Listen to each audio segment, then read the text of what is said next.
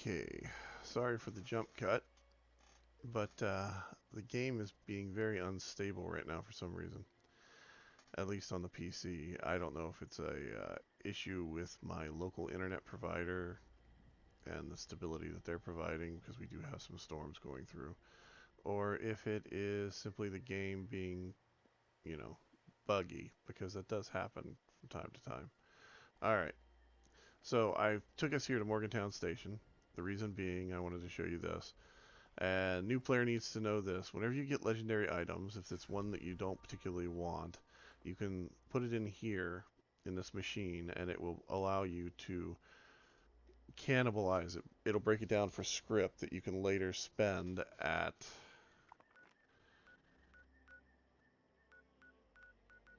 this location right here. Now, you'll want to spend it to get the item, part of the items to craft your own legendary items.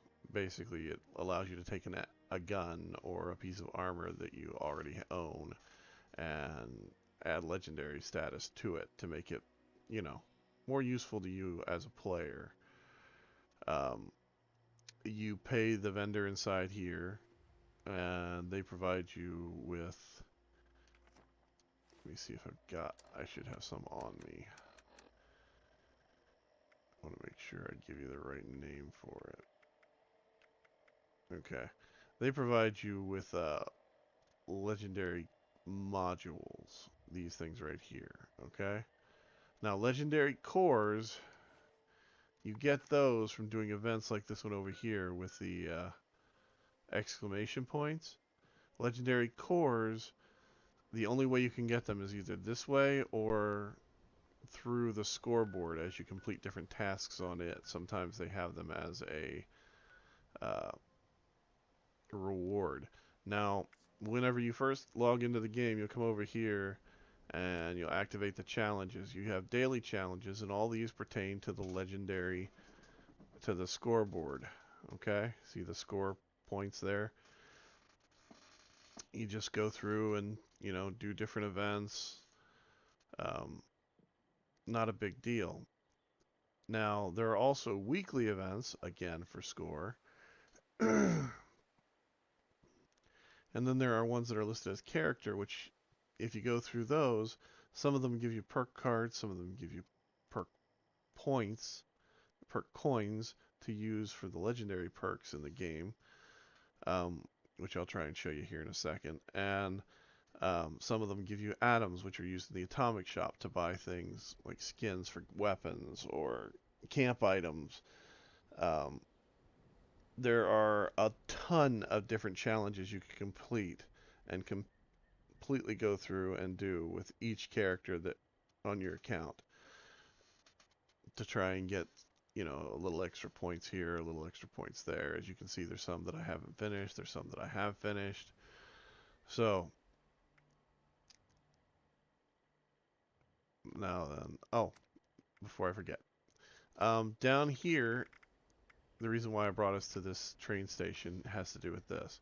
Okay, these are possum badges. Now, you are going to collect possum badges and tadpole badges. The way that you get that quest started is there's a robot up here at the Pioneer Scout Camp. Now, the reason why you want to do this is because he gives you the larger capacity backpack in the game. Whenever you start off, you have a small backpack, and you'll start off there, and if you didn't get it for some reason there, you can get it over here at the Morgantown Airport as a plan by going through and completing the interior maze that is the Morgantown Airport.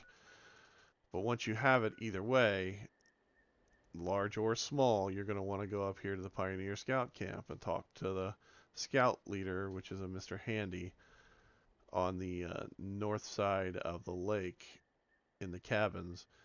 And he's going to basically give you 3 things to complete, and you'll go do your quest for him, and you're going to try and get those scout badges because you want to buy the backpack enhancement plans, which I want to say from them is the high capacity module, the Grocer's module comes from Foundation, which is over here, which is the Settlers.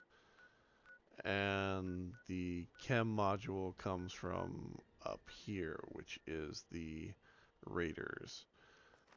And you don't have to pick a faction to actually be with in this game. You can be with, technically, both people can know you and you can deal with both of them. There's a reputation system and you can max that out. So you don't have to feel obliged to just pick one. And whenever you're doing the settler quests, the quest line to get the gold bullion, which you'll pretty much start it immediately when you start the game. You can complete both of the quest lines for both of the people, for either the raiders or the settlers, up until the point where you actually choose someone to go in and get the gold bullion from the vault. That's my prep work for you. Now, as I told you before, there are posters if you want to go get your own private vault that you'll have to look at to find the quest. They are back over here in this particular location.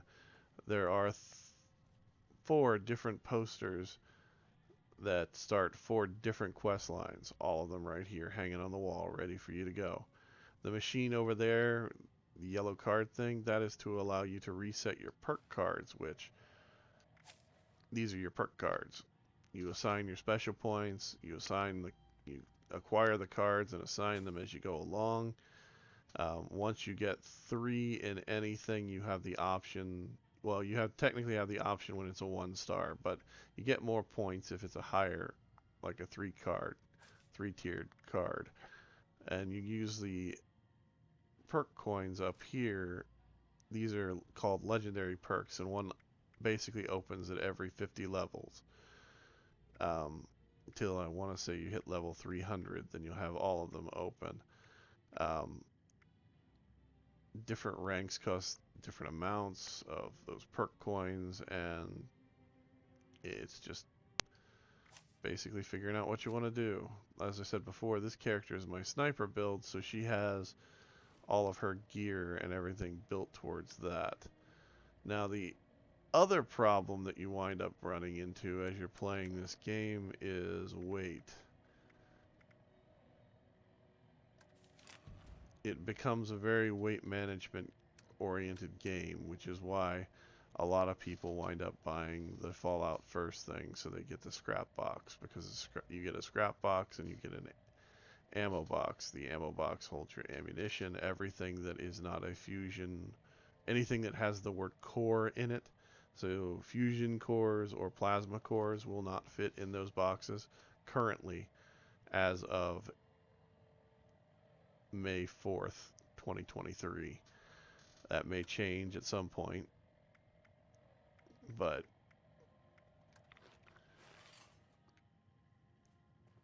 anyway, the standard storage is what most people need, and you have in your standard box here, you have 1200 points. I've been playing since it was like 400 points. So they've done a lot of quality of life improvements over the time that I've been playing this game. Now, the reason why I brought you here is this area here is actually a good place to build a house uh, for the reason of, Morgantown is right there, Morgantown Station is right there, the airport is right there, and if you're doing the Responders quest line, a lot of stuff for the Responders takes place in that particular chunk of area. And eventually, even a lot of stuff for the general quest line takes a lot of stuff goes on in this area here. So keep that in mind and make sure you build accordingly. I usually keep a house like over here where this tent is, or right where I'm running through right now in this area. If you build here, though, do throw down at least 2 turrets, one facing the direction of the train yard and one facing up on the ridge over here, because things will spawn and attack you. It's nothing major, meaning that it's not like you're going to get a scorch beast here because it's the forest region, but it is something that does occur. keep that in mind. Now, for your final location, I'm going to show you a location that most players don't really build at, which is up here by the vault. So let's go up there. Hopefully the game will not crash and burn on our way there.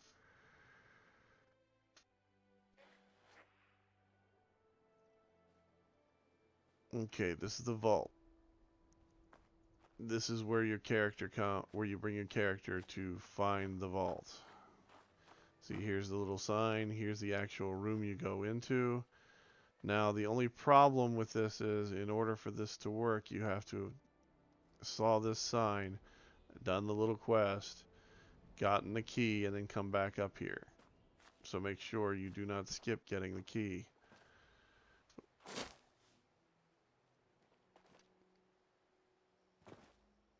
Now then, let's go right over here.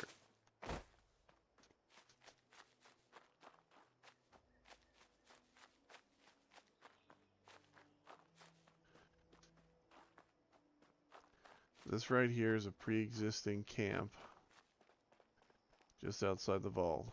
It is one of my favorite areas to build because if you place your module dead center, right about here, you get a free cooking thing. You get a few camp items, which isn't a big deal, but it gives you the ability to build up around this place on these rocks and on this cliff.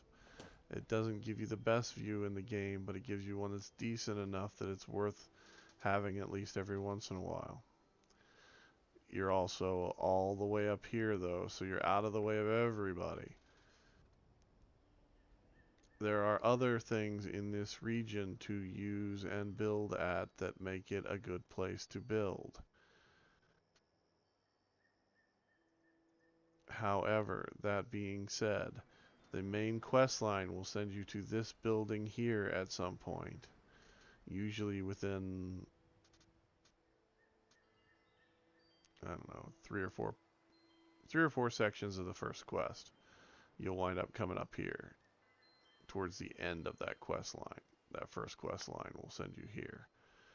I would recommend having your base up here just to deal with materials if you're low level and you're not using Fallout first and you don't have a tent. Building a base up in this region means that you'll have the ability to process materials and break it down without having an issue. It also allows you, just a little bit of flexibility because not a lot of people build up here. You wind up with the ability for your camp to place on the regular. Like where this camp is, people build here all the time. All the other places that I've shown you, people build at relatively frequently.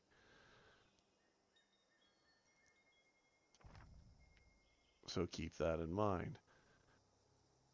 I have not shown you but one area that is completely flat. If you look at any of the tutorials on my channel about building, I can show you how to build here and build a relatively decent set of structures without having to build perfectly flat. Just remember, size matters when you're building. Bigger it is, the harder it is to get it to look right. Anyway, this has been my first guide. If you guys decide that you want another one in this area or in any of the other areas of the game, I will happily make one for you. Place it, comment, leave a like. Hell, subscribe if you really want to. There's about 30 or 40 other videos on this channel. All of them relating to either building in this game or in Valheim, I think. And I want to say there's at least 2 videos on me and one of my friends being jackasses in Fortnite. I fully apologize to anyone that they offend, but it's a lot of fun to just sit around and play with your friends. And this game is all about playing with your friends. And all the games that I review or I play will tend to be that way, except for the Batman games, which will tend to be single player experiences because, in all honesty, Warner Brothers isn't smart enough to come up with a really good Batman game that's multiplayer. Just the way it is. And no, I do not consider DC Universe a good multiplayer game because it is built on a very shoddy set of premises and framework. So, anyway, build for fun, always have fun. Hope you enjoy the game. If I can help you out, look me up. If you want more videos, me showing you better camping spots, I will happily show you as many as you want. Have a good day and have fun.